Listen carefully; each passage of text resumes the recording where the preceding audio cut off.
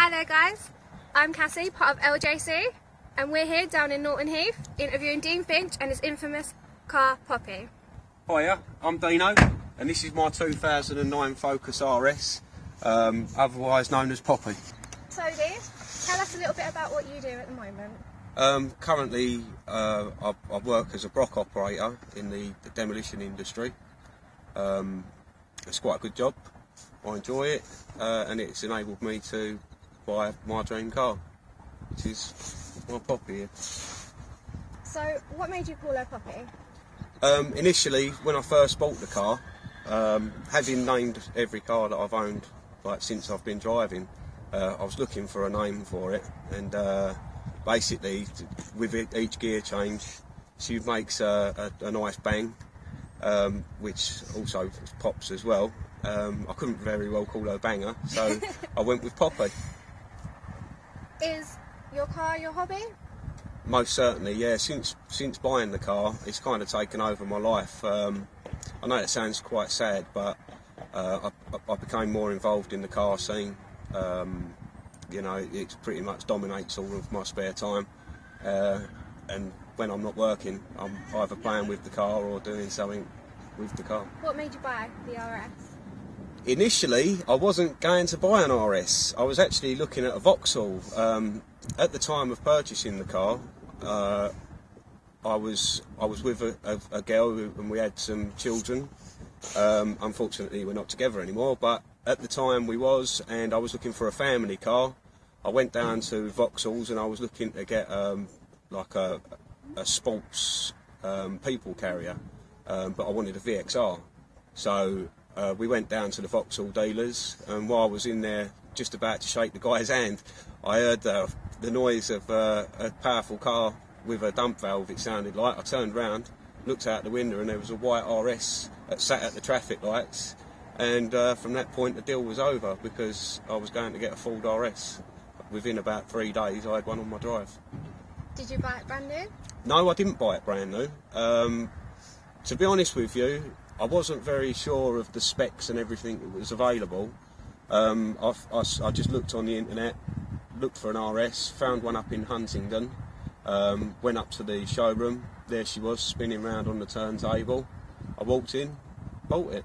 Just bought the first one I see, to be honest with you. You know, it was what I wanted, but had I have known about specs that were available, I may well have looked for other things.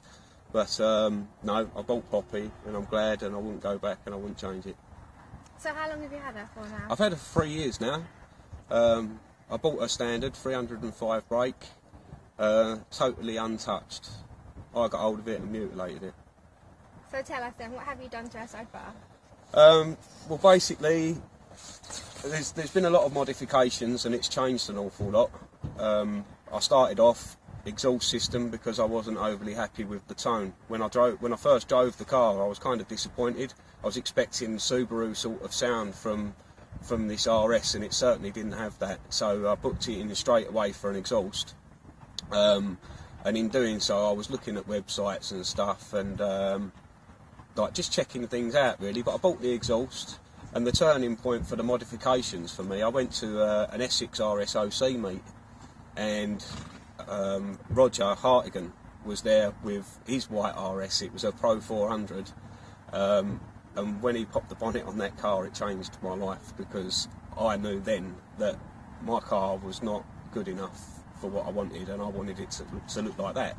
So I went out to auto specialists. I bought all the chrome detailing stuff, all the under bonnet stuff, really blinged it up. And then I got on the phone to JW Racing up in Dunstable and inquired about a stage 2 map, which required a new intercooler, and basically I had the exhaust already, so it was then mapping. So I went over to Jam Sport, had their 420 map, and oh my god, it was unbelievable, absolutely unbelievable. I went with that for about a year again, I think, and now she's currently mapped with Revo. That was applied by SCC Performance down in St Albans, Rob Oldman.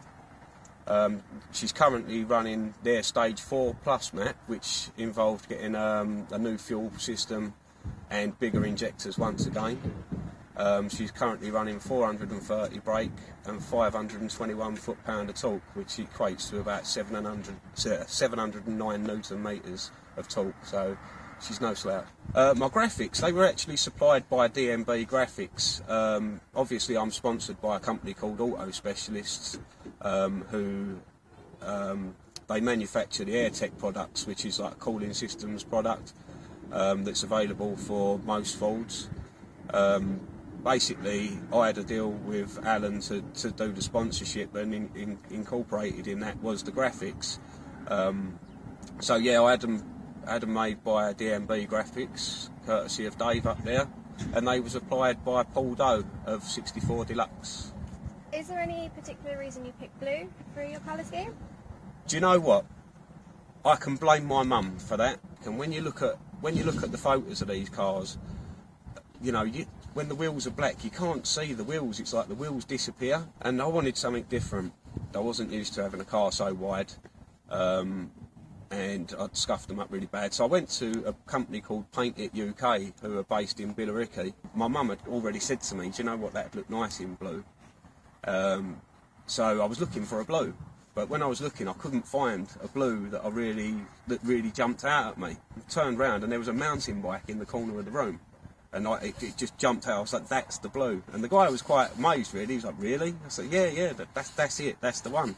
And yeah, the wheels were done.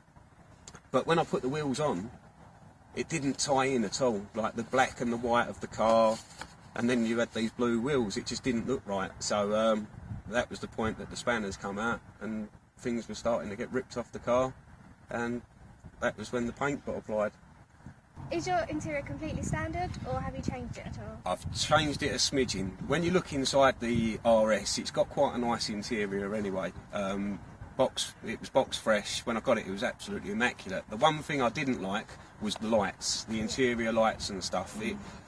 Everything was blue, but the lights were orange, and I hated it from the beginning. And the very first thing I done was sourced someone to do the lights for me. Profile were the only company that were providing an SMD conversion, which entails basically stripping the dash out, all the door cards, and changing the SMDs inside the circuitry. And at the time, I think it was about £450 to have done. I've done LED bulbs, which is quite a standard modification, really.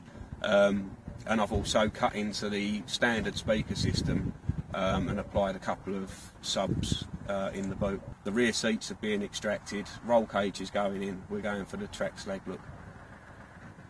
Will you be taking her on track often? I've once taken her on track. She's been to the Nürburgring. 12 of us went over for a bit of fun. We joined the German RS owners over there for a big show and utilised the track for a couple of days of fun. Day one was spent in the sunshine. Day two, it was hammering down with rain. We done a 10-minute lap, my first ever track day, and we done a 10-minute lap in the dry. But then when you consider that Sabine Schmidt's done it in a transit in 10 minutes, it's not much to brag about, really. So what top speed did you reach on track then?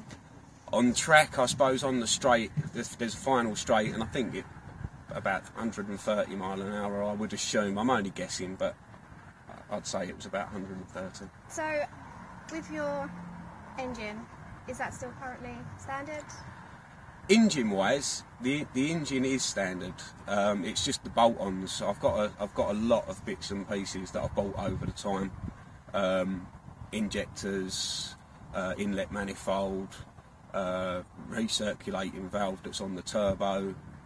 Just odds and sods, really. There's lots of bits and pieces on there that you can buy aftermarket, but the engine itself is totally standard for now. We're looking at doing a 600 brake conversion ready for the 2014 season. That obviously, I'll have a boost controller on that as well, so I'm not always running the 600 brake. So have you always been into cars? Always. Or has it been recent? Always. I've always loved cars. You know, when I was a kid, I used to have pictures of cars all over my walls. I used to buy all the magazines. You know, used to love it.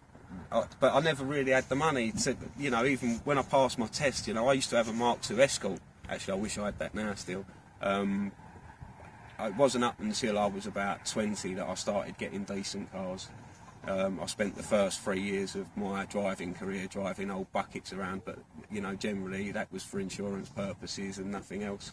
We've noticed at the car scene, when you are down there, you have everyone talking to you. What's that like? It's nice. I think it's more that I don't think it's anything to do with the car really. I think it's a personality thing really. You know, I'm a chatty guy. I'll chat to anyone. You know, I talk in my sleep. You know, and I just like talking to people. It's nice to get around, and like I say, it's the Facebook thing. You know, I see these people all the time on Facebook, but it's not personal contact. But when we're there together, everyone likes to come over, and it's nice. Yeah. So, are you involved in any clubs at the moment? Currently, I am admin for Forge Life, which is quite a fresh Facebook page. It's got a following of almost 8,000. Today's actually its 4th month of being evolved, courtesy of Alex Wood. There's a couple of other guys involved. So that, at the moment, I'm full on with Forge Life. But previously, I've been involved with Essex Cruise Scene, who bring you, together with Beds Modified, they bring you like Children in Need cruise and some of the biggest cruises that known to the southeast. You know, we've had people coming from all corners of the country to attend these cruises with some magnificent cars. Prior to that, I was the regional rep for the Focus RS Owners Club, and that's about it really. So your sponsorship, how did that come about? Well, that was quite a random situation because when I painted the car, the car was actually, I had a show here at my home. We invited Fast Forward to attend, and they took some shots of the car. And when the car appeared in the magazine, I had a company contact my tuner. From that point, he contacted me and said that they'd like to use my car at Autosport to promote a new intercooler that was coming out. And a local company who are auto specialists, they got in touch with me and said, you know, we'd actually like to sponsor you. We're an Essex-based company. Would you be interested? Now, it was like, do I go with the German company or do I go with the homegrown Essex company who I purchase parts off? I'm familiar with them. There was only going to ever be one winner really. It was auto specialists all the way. So when do you plan on bringing her back out? She's going to be back on the scene about March, April. All singing, all dancing. There's lots of new stuff from the sponsors that's getting applied to the car. We're going to have a freshen up. We're going to do the paint again. All the stickers are coming off. Literally everything. The car's going to be completely stripped down. We're going to have a full paint correction, and then it's going to be re-stickered up with the new decals. There's going to be a slightly different look. So it's just a little different flavour for 2014. But yeah, March, April, she'll be back. Thank you for talking to us. That's all right, my pleasure. In the future, we shall be seeing you soon. Oh, most certainly.